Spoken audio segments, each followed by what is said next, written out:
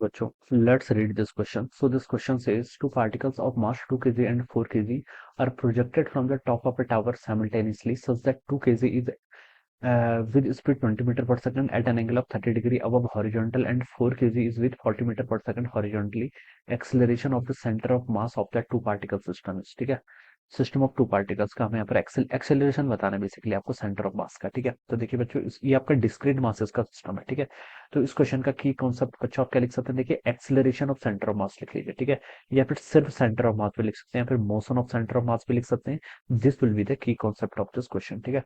अब बोला गया कि टू पार्टिकल्स हैं जिनका मासेस गिवन कर रखा है, are projected from the top of a tower simultaneously, ठीक है। ये आपका एक टावर है, ये आपका टावर का टॉप है, ठीक है। यहाँ से हमने दो पार्टिकल्स को क्या किया, प्रोजेक्ट किया, ठीक है। So that 2 kg is with speed of 20 metre per second at an angle of, ठीक है।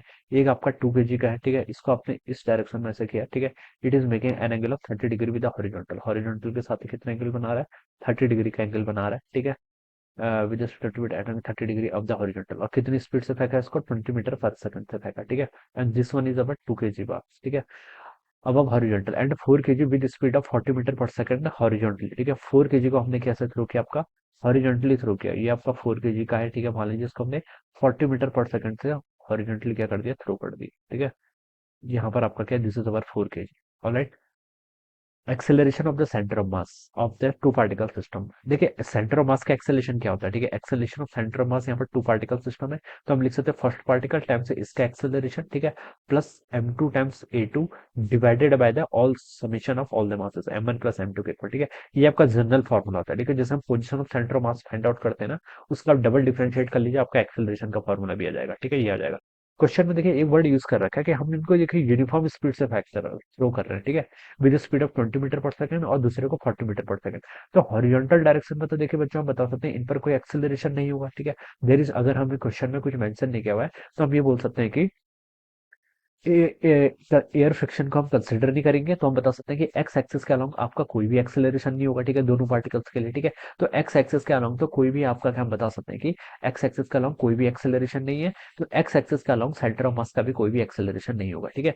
वाई एक्सिस के अलोंग बात करें, ये दोनों पार्टिकल्स क्या करें, under the effect of gravity, gravity के इफेक्ट के कारण नीचे को आ रहे हैं, ठीक है। तो बता सकता हूँ कि E1 जो आपका पहला पार्टिकल है ना, ठीक है, उस पर भी देखिए 2 kg का पार्टिकल है, जैसे इस पर भी नीचे की तरफ ग्रेविटेशन का फोर्स लगेगा, ठीक है। तो इसके कारण एक्सेलरेशन नीचे की तरफ होगा -g, ऊपर को अगर मैं पॉजिटिव कंसीडर कर रहा हूँ तो नीचे को मैं नेगेटिव कंसीडर करूंगा, इसलिए मैंने -g लिया है। दूसरा पार्टिकल का भी एक्सेलरेशन कितना होगा, -g के इक्वल होगा, which is also acting in the downward direction, alright. तो यहाँ पर A1 और A2 दोनों की वैल्यूज कितनी, -g के इक्वल है। तो अगर मैं इसको यहाँ पर पुट कर दूं तो मैं यहाँ से निकाल सकता हूँ acceleration of centre of mass किसके इक्वल हो जाएगा, पहले पार्टिकल का मास कितना है, 2 kg के इक्वल, टाइम्स इसका एक्सेलरेशन, एक्सेलरेशन वाई एक्सिस के अलोंग है, एक्स एक्सिस के अलोंग आपका एक्सेलरेशन नहीं है, ठीक है। और वो कितना है, -g के इक्वल, तो मैंने इसके ऊपर -g लिख लिया, प्लस सेकंड पार्टिकल का मास 4 kg है, इनटू एक्सेलरेशन किस डायरेक्शन में, -g के अलोंग है, तो ये आपका -g हो जाएगा, divided by summation of all the masses, 2 + 4 कितना हो जाएगा, 6 के इक्वल हो जाएगा। तो यहाँ से देखिए अगर मैं इसको कैलकुलेट करूँ तो ये 2g है, यहाँ पर से कितना है 4g, इन दोनों को ऐड करेंगे तो -6g डिवाइडेड बाय 6, तो यहाँ से इतना कैंसिल हो जाएगा। सेंटर ऑफ मास का एक्सेलरेशन कितना हो जाएगा, यहाँ से आपका -g के इक्वल हो जाएगा, ठीक है। कितना हो जाएगा यहाँ से, -g के इक्वल। तो -g आंसर होना चाहिए। क्वेश्चन में देखिए हमें ऑप्शंस में मैग्नीट्यूड गिवन कर रखा है, ठीक है। तो अगर मुझसे पूछा जाए कि magnitude of acceleration centre of mass, तो वो तो जी के इक्वल ही होगा, तो इसका सी ऑप्शन सबसे अप्रोप्रिएट आंसर है, ठीक है। ऑप्शन सी, वैसे क्वेश्चन में एक्सेलरेशन बोल रखा है तो साइन को भी कंसिडर करना चाहिए, ठीक है। But still the magnitude will be the g, okay. So option C will be the right answer of this question, okay. इसको आप सीधे भी सोच सकते थे, देखिए यहाँ पर तो यूनिफॉर्म एक्सेलरेशन है ना, तो यूनिफॉर्म एक्सेलरेशन के केस में हम डायरेक्ट जी की वैल्यू यहाँ पर पुट कर सकते हैं, ठीक है। अदर कोई भी फोर्सेस नहीं गिवन कर रखे, दोनों ऑब्जेक्ट का मोशन किया under the effect of gravity alone है, तो आप डायरेक्टली भी बता सकते थे कि आपका जो एक्सेलरेशन होगा इसका सेंटर ऑफ मास था वो जी के ही इक्वल होगा। So I hope you understood this concept, all the best and thank you so much.